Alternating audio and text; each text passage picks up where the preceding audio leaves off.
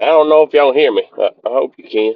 I got a I got a podcast going in my ear. I forgot to stop it, and now it's talking to me while I'm talking to y'all. I don't know if that's gonna mess us up.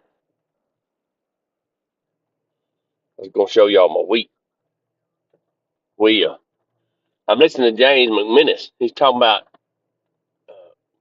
real worship and praising God and how did he? I'm sure I've studied it, but you know how you learn or something and then you forget what you learned. You ever done that? Forgot what I knew. I know what I forgot what I knew that I forgot.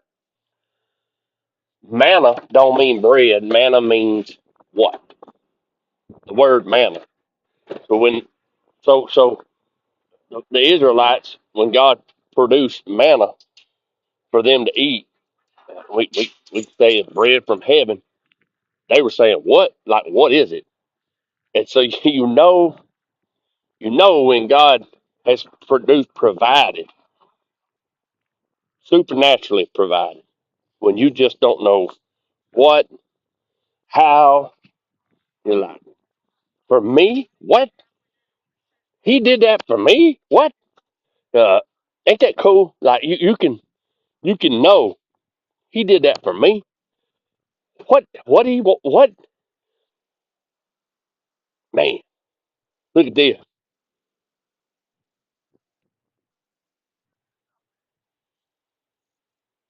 Look at that. I guarantee you I could graze it at any Thanksgiving. I know I could, but should I? I don't know. I had to call Mr. Field. And Greg Horn. They my advisories. Look though, look at that.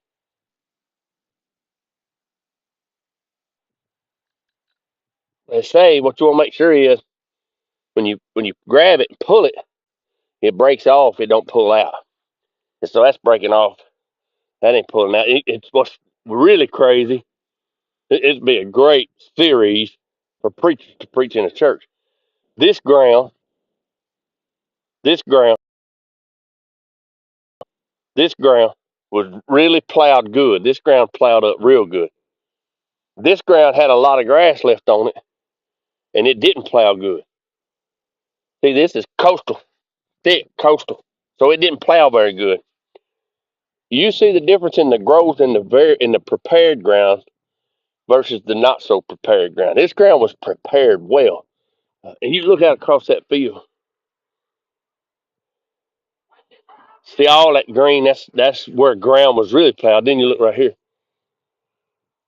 That's still got grass, but I mean that's old grass. That's the coastal summer grass, and it's uh it's thick. It's good, but it didn't plow and break up the ground good, so you don't have a lot of wheat growth there. There's wheat in there, and I think it's gonna come on, but it ain't near like that prepared. That ground is prepared.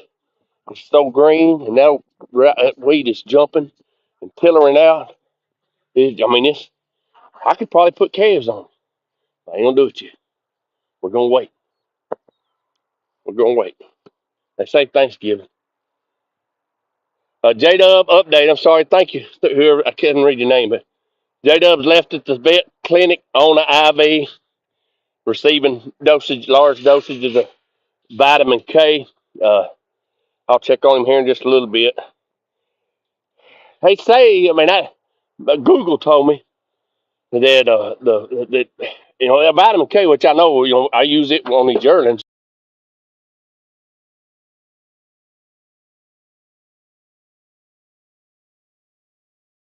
You can, our horses or anything is or but don't. I mean, don't let me be your doctor.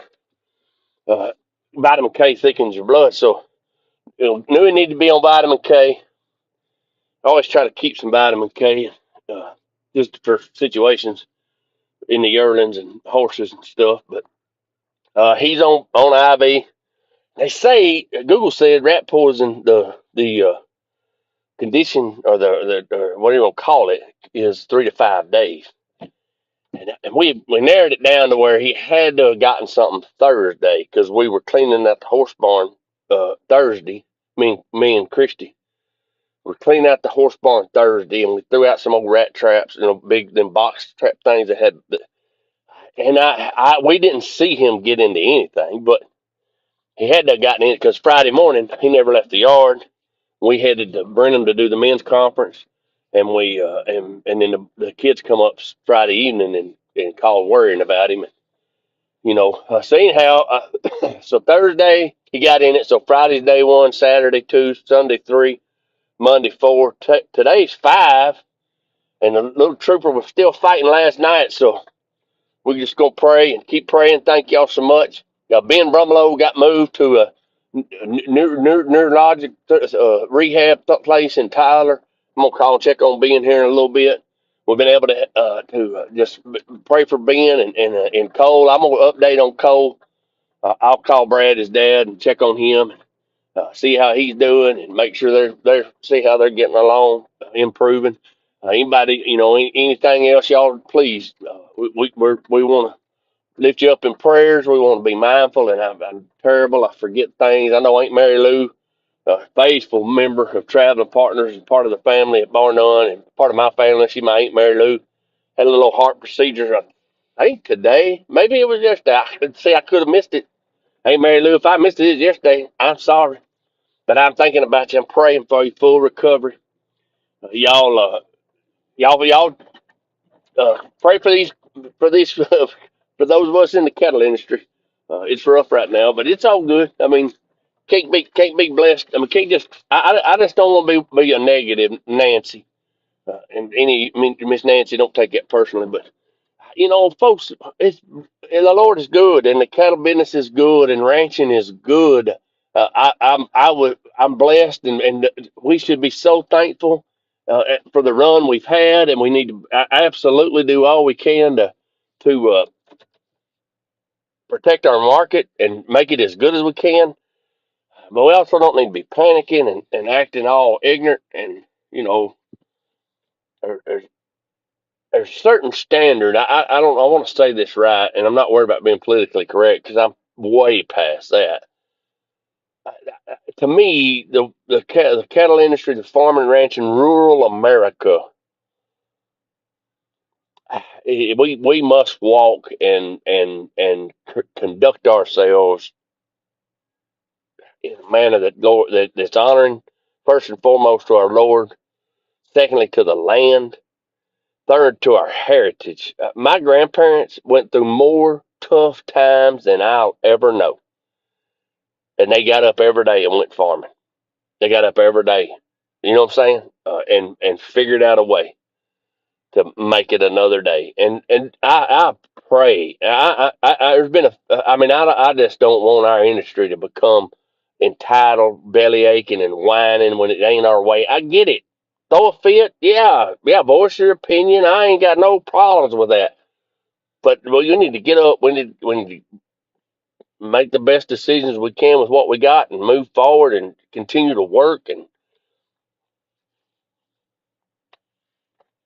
I mean, I just, I don't want to see, and especially Christians. Scripture plainly says that we are to live amongst the world above reproach. As the way we respond to conditions and changes that are out of our control, the only thing we can control is our response to it. There's absolutely no reason that the cattle market has tanked like it has.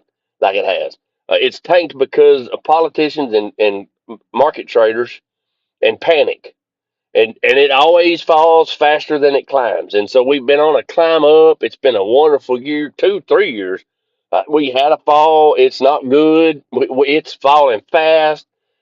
You could be like me and have a few of these things, and have.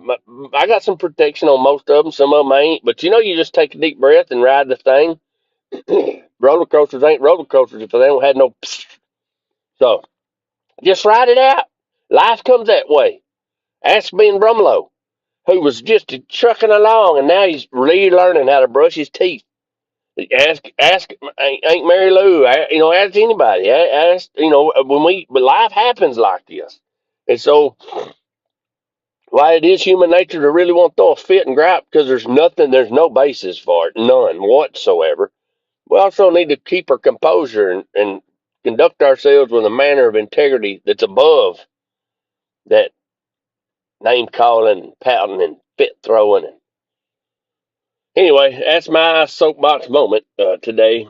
Genesis 1, I wrote today, Genesis 1, 27 and 28, where God created man in his own image. In the image of God, he created them, male and female. He created them, put them in the, over the earth and give them dominion, and told them to tend to it and pr- produce and grow it. And so when you, we have been entrusted in every one of our lives with an area that we can produce and tend to and have dominion. That means we're supposed to be in control of of our lives. We're supposed to be the best stewards with the environment, and it ain't supposed to be in control of us. Okay, utilize it, take care of it, tend to it, work it, and keep it. My favorite. I want to say my favorite verse of 2025, but I can't because I'm telling y'all, 2025 has been such a year of God in my life, and so many times He just bam, like hitting a train with scriptures. But he said He put the man in the garden and He told him to work it and keep it. Man, so I'm working it. I'm feeding yearlings, drizzling rain. I'm working it and I'm keeping it. I'm working what He's given me to tend to, and I'm keeping it. What is it I'm keeping? Delight. I ain't gonna. I have delight because I know the light. The light is the light, and I'll be the light for the rest of the world that ain't got no light. How about you? Have a great day. It's Tuesday. And what I think I'm gonna do today, it's kind of drizzling rain. There's a lot I could do, a lot I should do. I'm undetermined on what I will do because I know what I want to do. I want to drizzling, the first drizzling, chilly fall day.